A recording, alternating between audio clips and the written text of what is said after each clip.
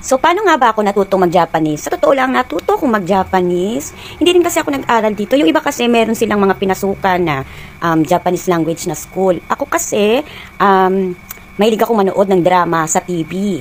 And kapag hindi ko naiintindihan yung mga words doon, tinitake note ko, tapos pagdating ng asawa ko, tinatanong ko kung anong ibig sabihin nun. At saka talaga sa totoo lang, mas madaling matutong mag-Japanese kapag matanong ka, sa totoo lang. At saka, hindi naman siguro lahat, pero sa totoo lang, nag-umpisa kasi ako magtrabaho sa, alam niyo yun, sa Umiset. Hindi ko kinakahiya yun dahil nag-umpisa akong mag-work sa ganun, sa mga, Philippine Club, yun. Pero sa totoo lang, ang mga Japanese na natutunan ko doon ay hindi yung mga Japanese na, as in, lahat ay magagamit mo kapag nagtrabaho ka na sa umaga, sa pang-umagang trabaho. At, iba kasi ang Japanese sa trabaho sa gabi at sa araw. Correct me if I'm wrong. Pero hindi ko minamaliit ang mga trabaho sa panggabi dahil doon ako nag-umpisa. Pero, mas natuto akong mag-Japanese at makabasa ng konting kanji simula nang nagtrabaho ako bilang isang caregiver. So, ang dami-dami kong natutunan doon.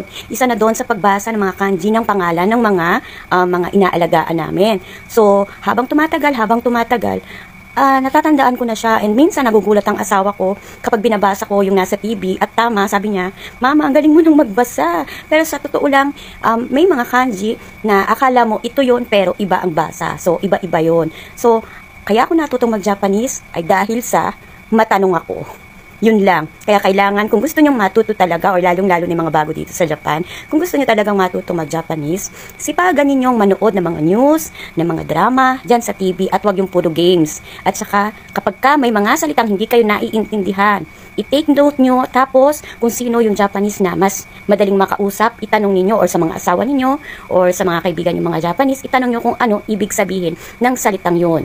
So, habang paulit-ulit ninyong ginagamit at tinatanong yung mga bagay-bagay, yung mga salita kung ano ang ibig sabihin noon at kung paano ang pagbasa noon, mas lalo kayong huhusay at gagaling at matuto talaga kayo na magsalita ng Japanese. So yun lang ang mapapayo ko dahil ganun ang ginawa ko.